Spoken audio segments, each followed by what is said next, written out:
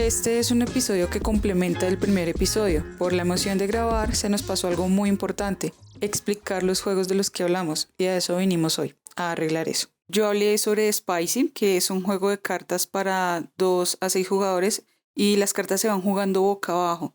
Entonces, al jugarlas boca abajo permite que uno haga trampa, entre comillas, porque pues la idea del juego es eso, bluffing, decir mentiras. La mecánica del juego es sencilla, tenemos unas basas en la mano, basas de chile, wasabi y pimienta del 1 al 10, y la idea es ir bajando los números en orden ascendente del 1 al 10 por basa, por cada una de las especies. Entonces, si lanzas tú, por ejemplo, y tú lanzas un 1 de pimienta, yo tengo que seguir lanzando números ascendentes de la misma basa de pimienta. Si no tengo en mi mano, ahí es donde empieza uno a mentir, porque la idea es quedarse sin cartas en la mano para ganarse los trofeos, que simplemente son cartas que le dan a uno 10 puntos. Eso es básicamente Spice. Es un juego divertido que yo se lo saco a todo el mundo, sepa o no sepa jugar juegos de mesa, y de verdad, como lo dije en el episodio pasado, nos divertimos. Hace un par de minutos antes de sentarnos a grabar este episodio, lo jugué con personas que no son muy jugonas y no se querían ir, querían seguir jugando, pero pues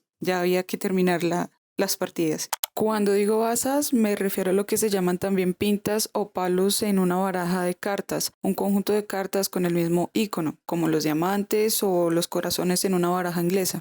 Yo hablé de Star Realms, que es uno de mis juegos favoritos. Es un juego de cartas para 2 personas. Las cartas son naves espaciales y estas naves le generan daño al jugador contrincante o le generan dinero a uno para uno comprar mejores naves. La idea es armar un mejor mazo con lo que uno va comprando y gana el que logre llevar a su enemigo a 0 puntos de vida. Los puntos de vida se llaman como puntos de autoridad. Es un juego bastante fácil que logró introducirme a la mecánica de construir mazo, que es esta mecánica de uno comprar mejores cartas para tener en el mazo con el que uno arranca, porque pues cada jugador tiene un mazo personal. Bueno, otro de los juegos de los que yo hablé es Catán, también conocido como los colonos de Catán. El juego trata sobre una isla que se llama Catán, en donde debemos construir carreteras, poblados y ciudades. Gana la primera persona que complete 10 puntos. El juego está hecho, la isla está hecha por hexágonos en donde nos van dando como ciertos recursos, como son las ovejas, el trigo, la madera, el ladrillo y los minerales, y con las mezclas de estos recursos podemos producir los caminos, los poblados y las ciudades. Simplemente se generan los recursos lanzando unos dados, y de acuerdo al resultado de los dados se generan los recursos de las losetas en donde se encuentre cada uno de los jugadores. Catán también introduce muchísimo lo que es la negociación. Entonces, a pesar de que hay mucho azar, pues también está ese factor de que empiezas a poder negociar con otros jugadores para que te cambien 2 ovejas por un ladrillo, una arcilla, perdón. Y pues bueno, aquí surgen un montón de chistes alrededor de esto porque la gente le cambia los nombres. Entonces ya no es trigo sino es paja, ya no es arcilla sino son panelas. Entonces empieza un montón de chistes alrededor de esto que incluso han aparecido en series como The Big Bang Theory y ya. Sí, eso pasa mucho, creo que en todos los juegos. Hay nombres oficiales de los recursos que los juegos tienen, pero todo el mundo cambia siempre todos los recursos. Además lo hace divertido, lo hace más divertido. Otro de los juegos que yo mencioné fue Dune Imperium. Es un juego para hasta 4 jugadores. Tiene la misma mecánica de Star Realms, de mejorar el mazo inicial comprando mejores cartas, pero además las cartas se usan para enviar a tu gente, a tus soldados, a algunas ubicaciones en el planeta Arrakis de Dune, a conseguir recursos, a generar alianzas con diferentes facciones y también a la guerra. Es fabuloso, es considerablemente más complejo que Star Realms, pero es mucho más satisfactorio, es más lindo, tiene un tablero bastante grande. Come harta mesa, la verdad. Comer harta mesa es que cuando un juego se pone en la mesa ocupa bastante más espacio de lo que uno espera o algo así. Ok, otro de los juegos que yo mencioné fue Lorenzo el Magnífico, que también es conocido como Lorenzo el Grande. Es un juego de mesa que está ambientado en el Renacimiento italiano. Entonces los jugadores asumen papeles de líderes de familias nobles. El objetivo es simplemente ganar prestigio y fama, que eso se convierte en puntos de victoria.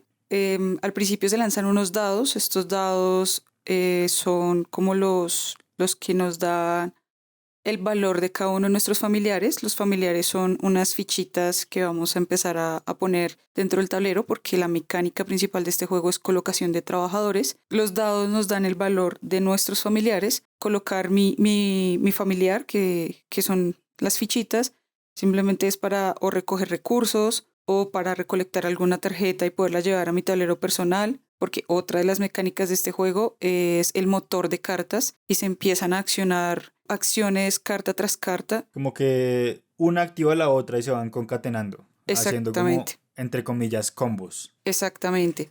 También hay como una especie de relación que hay con la iglesia. Entonces se dice que si no le rezamos a la iglesia, entonces la iglesia nos va a excomulgar, que también me parece algo fantástico.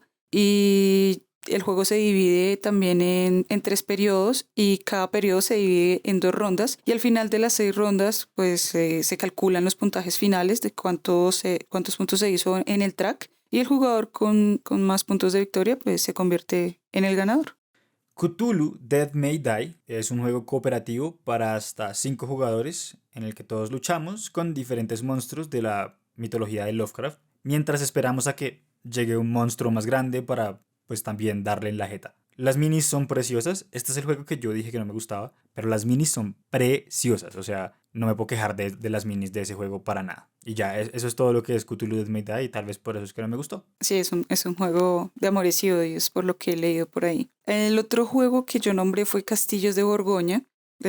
Simplemente es un juego que está ambientado en la Alta Francia medieval, donde los jugadores están asumiendo roles de aristócratas que compiten por construir asentamientos, comerciar y explotar recursos. Entonces se juegan en 5 fases que están medidas por unas fichitas que hacen relación a unas cajas y las cajas traen como una mercancía. Cada vez que se acaban estas mercancías en cada una de sus pilitas, pues ya se acaba el juego. La finalidad del juego también es el que más puntos de victoria tenga al final de las 5 fases es el ganador.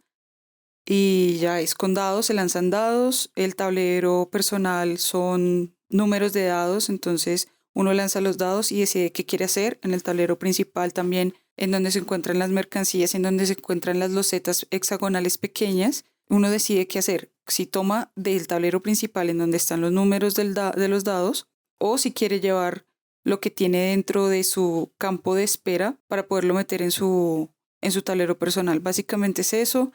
También las fichas empiezan como a concatenarse para accionar acciones, valga la redundancia, y generar puntos de victoria o ganar más trabajadores o ganar más monedas. Y ya, básicamente eso es el juego. Sin embargo, pues para que lo sepan, vamos a ir dejando links para que puedan ir a revisar los juegos a la BGG, que es la Board Game Geek, que es como una Wikipedia lúdica de juegos de mesa. Exactamente, eso, para que puedan como tener la visual de los juegos que estamos hablando y puedan hacerse mejor, una idea mucho mejor de lo que estamos diciendo aquí. Sí, igual en la descripción del primer episodio también están, las pusimos para que la gente fuera a verlos, pero no contamos que era la Board Game Geek ni nada de eso. De hecho, hay que hacer un episodio de la Board Game Geek porque me parece que es una herramienta bastante útil para la gente que juega juegos de mesa. Yo iba a hablar de Life, pero me acordé que ya había hablado de Life, en el juego en el que uno va de niño hasta viejo y efectivamente uno sí gana teniendo más dinero, porque Ok. ganar en la vida es tener más dinero. Entonces me acordé que otro juego que mencionamos y del que no hablamos tanto fue Wingspan. Wingspan es un juego para 1 a 5 jugadores en el que tratamos de atraer aves a nuestra reserva de aves. Entonces todos los jugadores tienen un tablero personal, tienen un montón de cartas de pajaritos, de ilustraciones de pajaritos que uno va jugando. Estos pajaritos tienen como algunas acciones que le permiten a uno cazar pájaros o cazar ratas o cazar pescados o algo así. Y es un juego que ha tenido mucho éxito, tiene como 3 expansiones. Las ilustradoras son colombianas, las que hacen los dibujos de las cartas son preciosos. Y gana al final el que más puntos tenga. En este caso, entre más aves uno logre jugar en su tablero y entre más huevos estas aves pongan. Y también hay que cumplir unos objetivos como de aves que comen cierta comida o aves que hacen nido en ciertos lugares. Es un juego precioso para los ornitólogos o para los entusiastas de la observación de aves. Es una chimba y ya, eso es Wingspan. Y pues finalmente el último juego que yo mencioné fue Damas Chinas, que básicamente es un tablero, una cuadrícula. En este momento no recuerdo exactamente las medidas, pero están las fichas blancas y negras y la finalidad es pasar por encima de la ficha del contrincante. Nos llevamos la ficha de él, la sacamos del juego y avanzamos a un espacio solamente ortogonalmente. Entonces, cuando logramos llegar al extremo del otro jugador, podemos empezar a movernos la distancia que queramos, pero siempre ortogonalmente. La finalidad es ser el jugador, al menos con una ficha en pie en el tablero. No me acuerdo si explicamos en el episodio anterior que es un movimiento ortogonal. No, entonces Es algo muy de juego de mesa, porque la gente sabe que es diagonal, ¿sabes? Como de ladito, pero entonces ortogonal es simplemente izquierda, derecha, arriba, abajo, directamente adyacente en vertical u horizontal. siempre que lean esa palabra o la escuchen, eso es, para que no se confundan, porque a mí al principio también me costó como, ¿what? ¿Qué es ortogonal? Sí, yo la primera vez que leí ortogonal en un libro de reglas fue como, espérate, ¿qué?